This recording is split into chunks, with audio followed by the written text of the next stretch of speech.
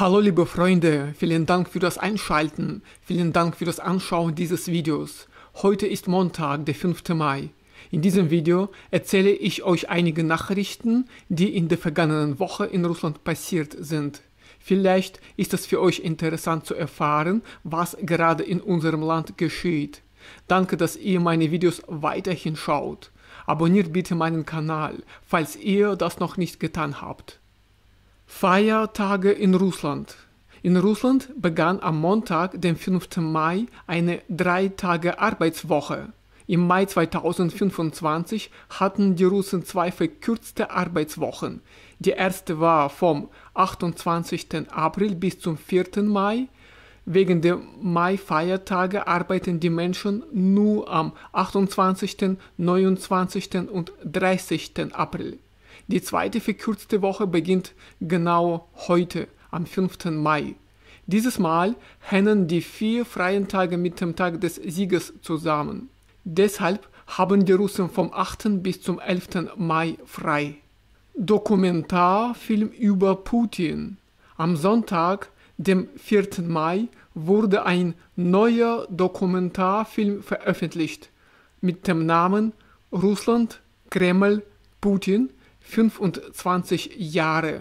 Die Premiere war dem Jahrestag der ersten Amtseinführung von Wladimir Putin gewidmet, am 7. Mai 2000.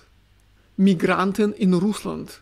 In Russland häufen sich Fälle von illegalem Erhalt von Subventionen durch sogenannte neue Bürger. Verstöße wurden im ganzen Land festgestellt. Laut dem Duma-Abgeordneten Sergei Mironov wird ehemaligen Migranten oft Wohnraum auf Staatskosten zugeteilt, während Einheimische seit Jahrzehnten darauf warten.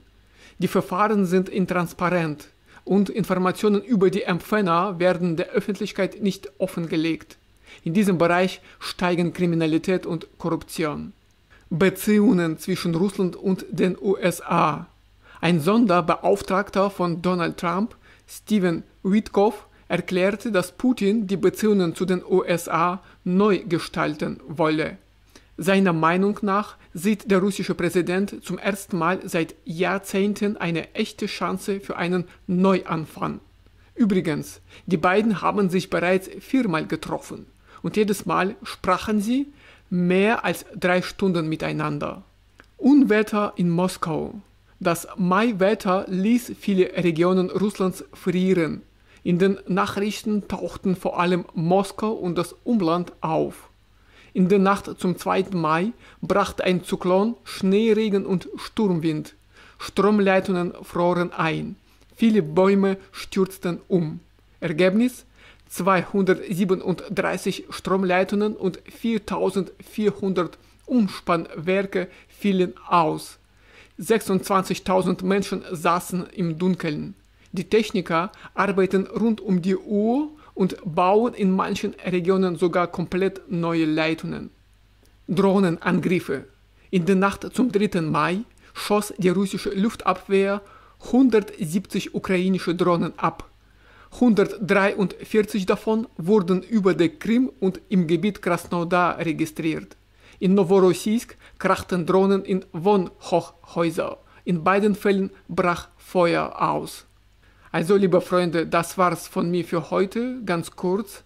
Danke, dass ihr dieses Video bis zum Ende geschaut habt. Ich hoffe, es war für euch interessant, etwas über die Ereignisse in Russland in der letzten Woche zu erfahren. Wenn ihr die Möglichkeit habt, ich lade euch herzlich ein, diesen Sommer nach Sibirien zu kommen. Wenn das momentan nicht klappt, dann empfehle ich euch Anfang Juli eine Reise in die Mongolei. Dort findet das traditionelle Fest mit dem Namen Naadam statt. Die Einreise ist für deutsche Staatsbürger 30 Tage lang visumfrei. Die mongolische Fluggesellschaft Mi-Ad fliegt direkt von Frankfurt nach Ulaanbaatar. Also, liebe Freunde, ich wünsche euch viel Erfolg und alles Gute. Bis bald in neuen Videos auf meinem YouTube-Kanal. Auf Wiedersehen und tschüss.